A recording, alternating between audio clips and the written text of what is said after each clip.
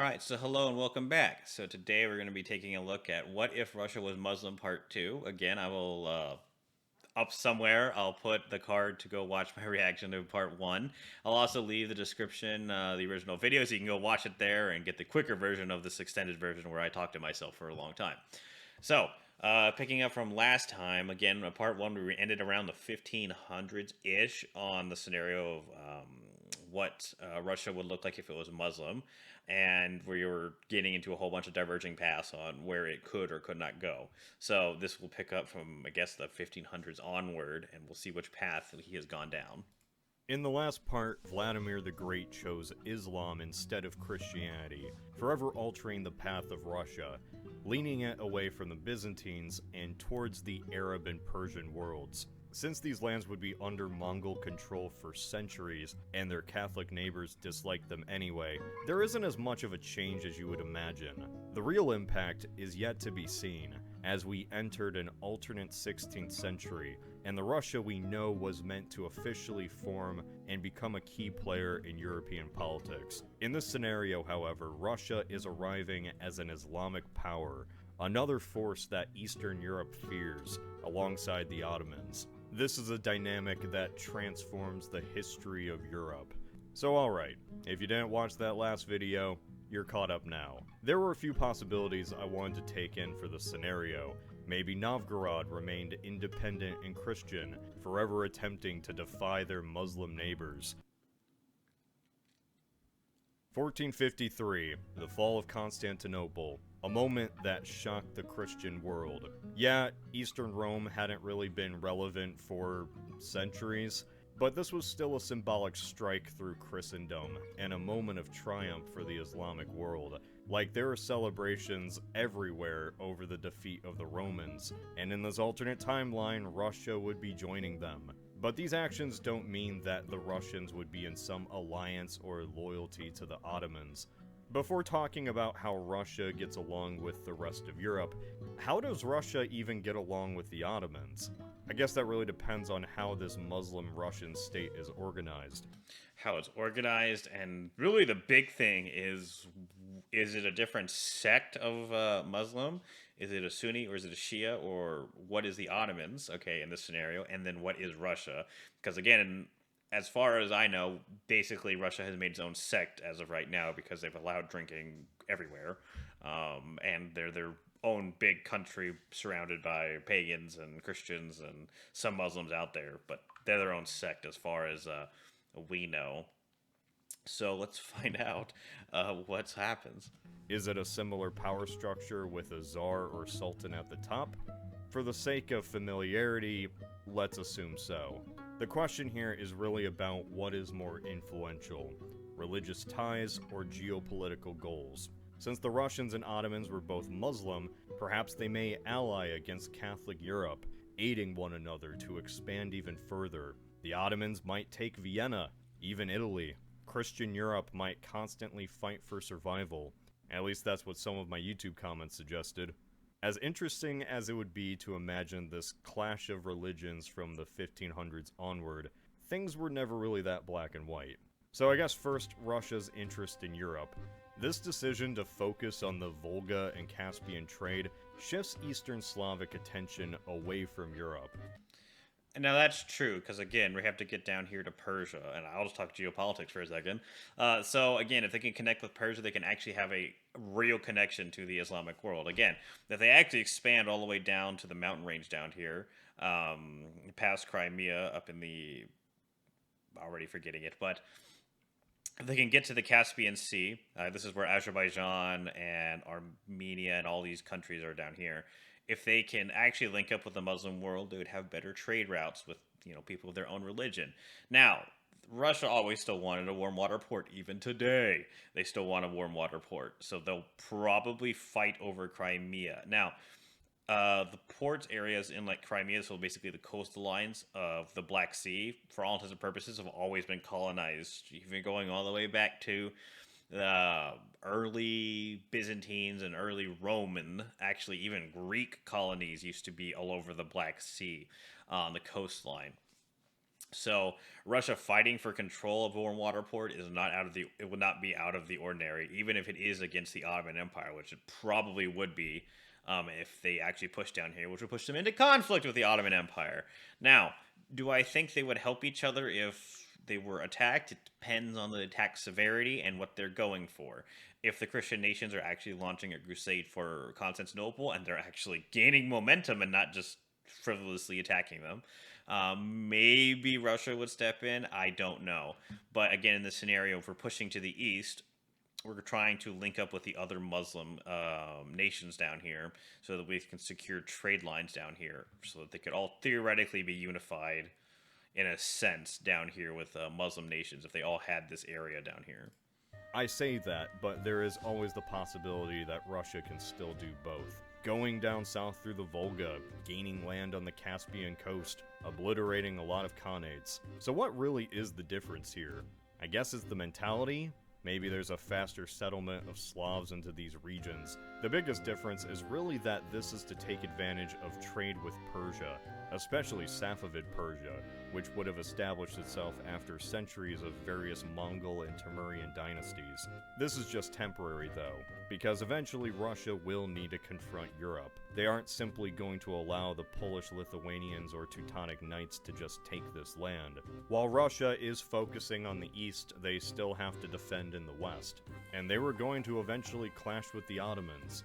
The Ottomans fought with fellow Muslim neighbors all the time, like the Persians or Egyptians. In Islam, two Muslim states technically cannot wage war against one another without a religious justification.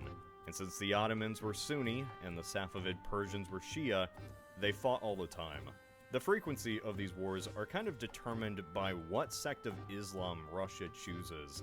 It's not like I can enter this all into an... And if it makes its own sect, because again, I don't think drinking is very looked upon very favorably in either of those sects. Equation and get the right amount of conflicts based on faith and politics, so we're gonna just kind of wing it. I'm going to just say there's fewer. I could imagine that Russia would follow Sunni Islam, considering it's the majority sect across the Muslim world. However, keep in mind that the Eastern Slavs shift their attention east, 500 years earlier. Because the Kievan Rus focus much more on the Volga trade with Persia, there might be a large Persian influence here. We've seen it throughout a lot of Turkic and Central Asian cultures, so it's not crazy that it could have happened in Russia too. What I'm getting at is that because of trade, there might be a lot of things that this Islamic Russia takes away from Safavid Persia. Like, maybe Russian art is heavily influenced by Persian art and style. Maybe by the time of the Safavids, they adopt Shia Islam, which seems kind of crazy. Why would they do that? But if they had that amount of a connection to Persia, it's always possible. And also... That's a good possibility. It depends if they intermarry, if they like each other, what the geopolitical situation is. It could flip either way. I don't know what we're doing with the Russians drinking anymore, but let's just say that Sunni are, I believe, in this scenario. Maybe it's because the Ottomans hold territory across the Black Sea and even Crimea. If there's going to be an inevitable clash of territory, you don't want to fight with people who follow the same faith as you. Maybe if the Russians followed a different sect of Islam than the Ottomans, they could perhaps take that territory that they've been eyeing. Maybe they could deal with the nuisance that is the Crimean Khanate. The Crimean Khanate was a remnant of the Golden Horde, which had become a puppet of the Ottomans, and for its entire existence, the one thing that kept it alive was slavery, raiding into Eastern Europe, capturing and killing thousands, and then selling the survivors at the market of Constantinople. This was a legitimate issue for Russia up until the 18th century. In fact, up until 300 years ago, it was the reason why most of Ukraine was sparsely populated. It was deemed the Wild Fields, which I gotta say is an awesome name. If Russia had become Muslim, they could not, under the rules of Islam, be subject to these slave raids.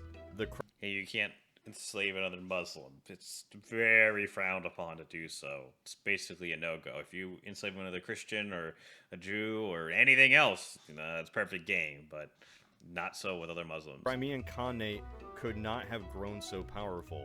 Now, there still may be battles, but nothing like the depopulating raids that we saw, simply because without slavery, the Khanate isn't as powerful and is able to do less damage to their northern neighbors. I could still imagine major wars between the two, which only damage Russian and Ottoman relations, but this makes the Russians a lot more fond of Persia than the Ottomans. And Persia would be outside of Russia's new territorial interest. The Russians and Safavids may be unofficial friends against Ottoman expansion, always keeping them in check. To the Ottomans, the Russians would be considered enemies of the faith, and almost liberal in their faith by Muslim standards of the time. Like I said, drinking probably still remains a core aspect of Russian society, maybe even the eating of pig to be extra scandalous. As Ottoman rule eventually collapses in the Black Sea, I can anticipate that this land is going right to Russia. In fact, I anticipate all of this land still going to Russia. Now, I know it seems kind of weird that there's almost an inevitability that Russia controls this aspect of the world, but that really comes down to two things: population and geography. Some people imagine Russia conquering these lands like how the Americans took land from the Native Americans. And in some parts that's true, but for a majority of this land, there was just nobody here to claim it. Now, in some parts there were still people here, but this was nothing compared to even the population of the Plains tribes. And again, those tribes had been, again, 90% of the population had already been gone. That's why Russia expanding east, where even today, there's not a lot of people out there. Only in certain pockets, like around lakes and stuff, that you'd find at least a little bit of population. But again, geography-wise, I mean, there's nothing basically out east. There's no population, there's no nothing at this time. There's a lot of resources and trees and stuff. So Russia expanding eastward is basically an inevitability, whatever religion it decides to go. The way Russia settled this land was by following the natural flow of the rivers all the way east, and setting up forts until they reached the Pacific. China never went that far north. If there was a state that was just as big as Russia in this alternate timeline, doesn't matter what faith they followed, doesn't matter what culture they were, all you had to do was take out a few khanates and then claim the rest. Now, these conquests eventually take on an entirely different light. Being a Muslim power, Russia might claim dominion over all Muslims within Central Asia, or at least that they're natural allies. So anytime there happens to be an Islamic revolution by the Uyghurs in Western China, imagine who's coming to their aid. Perhaps because they started moving east so early, the Russians may reach the Pacific a century earlier than in our own timeline. It's quite the stretch to make, but I'm just putting it out there. Alright, now that we got that out of the way, let's get to the thing you came here for. While I said earlier that I want to imagine Russia as largely unified, I didn't mean all of it was unified, because I think it'd be more interesting to imagine that the Republic of Novgorod somehow remains independent. While on occasion they may fall under greater Muslim rule, we would never see the entire institution wiped out like it was under Ivan the Terrible. Perhaps we could see a series of alternate wars led by Sweden and the Livonian Order, which pushes back and restores Novgorod as an independent, predominantly Catholic region. Yes, I did say Catholic. Well, look, without Vladimir picking Orthodox Christianity, there isn't much of a reason for Novgorod, so far removed from the Byzantines, to also pick Orthodoxy. It's very possible that Catholicism would be predominant for most of the Eastern Slavs. This leads to an entirely different dynamic between Novgorod and her neighbors. In our timeline, we saw a series of wars involving the Swedes, Livonians, and Polish, all Catholic, all trying to capture heretic Orthodox land. But in this alternate scenario, Novgorod could be a Catholic republic, like a northern Slavic Italian city-state, one that is, if anything, constantly fending off attacks from their neighbors, who also happen to be Muslim. Well, not just the Muslims. It's not like Catholics haven't ever fought one another. It also brings up an interesting point that if Russia doesn't adopt Eastern Orthodoxy, and in this scenario, looks like it just dies out. I mean, there's not another big state, again, big, we'll just quote unquote call it big, that's going to adopt Eastern Orthodoxy. It'd probably just be Catholicism, which means Eastern Orthodoxy, I wouldn't say dies out, because even today there are pockets everywhere, but it certainly has a lot less power than it does today. Centuries, Sweden and Novgorod would probably compete over Finland. Poland and Novgorod would compete over Polotsk and maybe even the Baltics as well. Novgorod will be in many ways a competing power to both, but also an occasional ally against Islamic Russia. And maybe because there wouldn't be literal holy wars between them, we would see a more peaceful Baltic region. One that allows Novgorod to become stronger than it already was. Perhaps Novgorod might even be as influential as Moscow in this alternate timeline. Well, not as influential, but still a unifying force for Christian Russia. A strong foundational city, but one that isn't based on a tsardom, but a republic. In a way, we'd kind of have two Russias, a primarily Christian republic to the north consisting of Novgorod, Polotsk, and Rostov-Sudol, a state that is incredibly unique even by medieval and Renaissance standards. And to the south, we have a united Muslim Tsardom, or Sultanate. This is the entity that expanded against the Ottomans and took Crimea, one that is influenced by Persian art, one that primarily competes against raiding nomadic khanates, while kind of taking some influence from them. Novgorod would be nothing like this. The fact that Novgorod, as well as Polotsk and Rostov, ever shared a similar history to the rest of the Rus would be a trivia fact few would remember. It'd be seen like Charlemagne once holding French and German lands. While once a part of a common dominion, centuries of faith, inner turmoil, and hostile subjugation has divided these people. It's reflected in their cultural practices, perhaps even their language. And what this leads to is a Novgorod that evolves side by side with trade from Baltic Europe, one that goes farther and farther from their Rus roots. And instead of being attacked by the Livonians, they could perhaps be protected by them. Their Catholic nature may forever make them something to be protected, keeping the city that otherwise was captured by Moscow to be safeguarded. It would remain a key member of the Hanseatic League. I don't know how long it would be able to hold on. I'll just say in this scenario, because the Catholic faith, by at least 1600, was having a little bit of a breakup with the Protestants. So I don't know how long they could survive, quite honestly, by themselves. It's not like the Pope's going to issue another crusade in like the 1600s or 1640s to go retake Novgorod. It's just not happening. Protestants are not going to launch a crusade. They may help them somewhat, maybe, but it depends on them. Them being a part of the Hanseatic League would offer them some protection. I don't know how much, because again, they're isolated. It's not like they have like a border going all the way up. Even if the Polish-Lithuanian Commonwealth survived that long, I don't know, because they're that big. I don't know how the League Wars or the Protestant Revolution affects them. It could very well break up the Polish-Lithuanian Commonwealth in this timeline. There's a lot that could go wrong and a lot that could go right. And perhaps even develop into a nation-state of its own.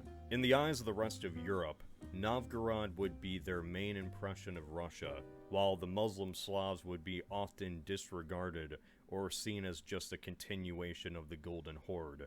So since we technically have two Russias now, I think it'd be best to just talk about each individually. Novgorod could evolve to be very similar to the rest of Scandinavia, and yes, that probably includes Protestantism. Once the Reformation occurs, it wouldn't really pay for Novgorod to stick with Roman Catholicism. Like, literally. Not only would Novgorod have a far greater history being tied to the Hanseatic League, but it'd have its own foreign policy in relation to the Swedes and Germans. And the Swedes would be more likely to help another Protestant nation over a Catholic nation. Again, it depends heavily on what nations are around them and if they're Catholic or Protestant. There's a possibility that the Republic may even become Protestant, which sounds incredibly strange. A Protestant republic in Eastern Europe, Ronald Reagan's wet dream, but that is a possibility here. By the time of the 30 Years' War or wars during the Reformation, who's to say that we might not see clashes between Catholic Polish Lithuania and a Protestant Novgorod? Novgorod may still be within the sights of the Swedish Empire. Sweden might be a lot stronger in this scenario. One of the biggest results of Russia picking Islam and kind of just not existing as we would know it is that there's a power vacuum from the 15th century on. Empires and states that were beaten back by Russia in our history wouldn't have just sat around being peaceful, they were always players in their own right. In this alternate world, much of Eastern Europe is subject to the whim of either Poland, Sweden, or the Ottomans for at least a few more centuries. And without a united Russia to kind of just come in and sweep them away, these lines on a map that we see as so strange today would become solidified. This could be the basis of alternate nation states. There was already attempts by the Polish to colonize and convert the Ruthenians and Eastern Slavs. Without that previous relationship between Orthodox Christians, it's very possible that they could have been successful. In the north, Novgorod may evolve into a key player in European politics, just never the domineering empire that we saw under Moscow. Perhaps a temporary power, like Sweden. But we can also imagine that this is an alternate origin for northern Russia, and this region then sees the ideas of the Reformation imported through trade. Novgorod could become a hub of philosophy and learning through political thinkers, ones that come to the city to reform their own autocratic societies. But this is really just me brainstorming. Yeah, I don't. I feel, in my humble opinion, that if it was a republic by the time it became Protestant, I it depends on Muslim Russia, but I feel like it just wouldn't exist anymore. Like, you already have the Polish-Lithuanian Commonwealth already not wanting it to exist. You have the Swedes that would like help it somewhat, and then everyone else doesn't care. So if the Muslim Russians attacked them, the Polish are not going to intervene to save them because they're Catholic. The Swedes might intervene to save them, but even southern Russia versus the Swedes that are not going to be fair here, not put as much effort into defending them as they would like Stockholm, versus Novgorod that's not terribly big, especially in that area with its population that will never be that big just because of its geography there. What I can mainly imagine is that this republic would be a key player in the Baltic trade, and it would evolve with their neighbors, not apart from them. This doesn't mean that Novgorod would conform to Western European standards. It would have its own distinct, uniquely Slavic approach to governance. The funny thing is, this is a world where the leading states in Eastern Europe are very unconventional compared to the feudal system and kingdoms of the West.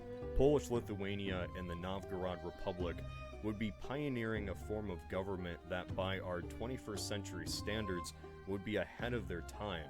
Maybe when Western Europe develops its political consciousness, it wouldn't just be from Italian republics, but in thanks to inspiration from their Eastern contemporaries.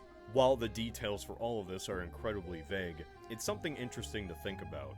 A smaller state that remains distinctly Slavic, but is an incredibly influential force across the European world. This is assuming that nothing drastic changes to transform this development, like the city getting sacked, but I want to be optimistic. Going past this alternate 15th century, Poland-Lithuania might not collapse like it did in our timeline, or, get divided up amongst its neighbors. The lesson here is that if we frankly have a less unified Russia, that means we have a far more powerful Poland. A Poland that, to the Eastern Slavs, is the strongest protector against the Muslim horde. Now, this is a more likely scenario where the Polish-Lithuanian Commonwealth would survive. It had its own problems, mainly with the Lithuanians and Polish not liking each other very much. But its surviving is not that outlandish of a thing, especially because it's not going to have three powers attacking it simultaneously on each side, each working together, because that's basically what happened in our timeline with Prussia, Russia, and then I think the Austrians also got involved there and took it down, and they kept doing this right till it was gone.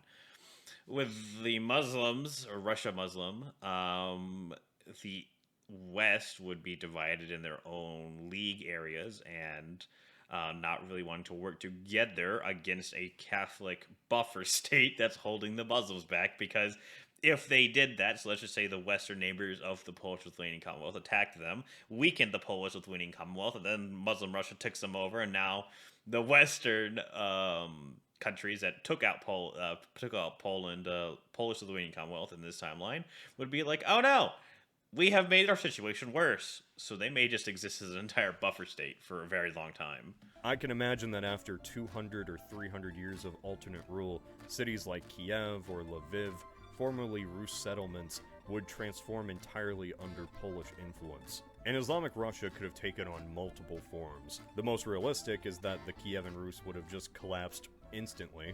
As interesting as it'd be to simply replace Orthodox Christianity with Islam and still have the same Moscow-dominated Russian Empire, that's just not how it would work out. As fun as it is to imagine the Russians expanding further south because of their new Muslim faith, they would have to compete against nomads who violently controlled the steppes. This would be no easy feat. If there was some Muslim state, it would be clinging to life on the Volga River, and never would really expand too far away from it. What kept the Eastern Slavs together as a cultural group, even if they eventually spoke different languages, was that orthodoxy under Mongol rule. It at least made them distinct enough from their Catholic neighbors, especially the Poles. And a stronger Poland is like such an entirely different scenario that might as well be a different video. That might lead to German unification going in an entirely different direction, or just not happening at all, especially under Prussian influence. Invasion and subjugation forged the Russian identity, and also the identity of people we would come to call Ukrainians and Belarusians. Had that faith been different, we're removing a core aspect of just what made this group the way it is. A Muslim Rus,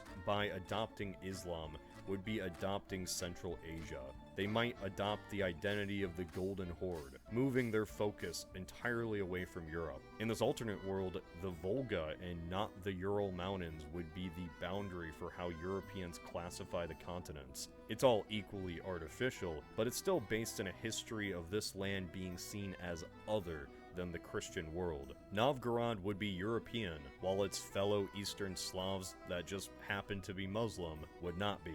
I mean, what do you think would have particularly happened? Would there be some alternate World War I where Novgorod tries to fight Sweden over Finland, or Poland captures Crimea from Muslim Russia? I wouldn't even say there'd be World War One. It'd be something else entirely at this point. It's an interesting thought. What we think of as Europe and not could have been easily changed by a single decision.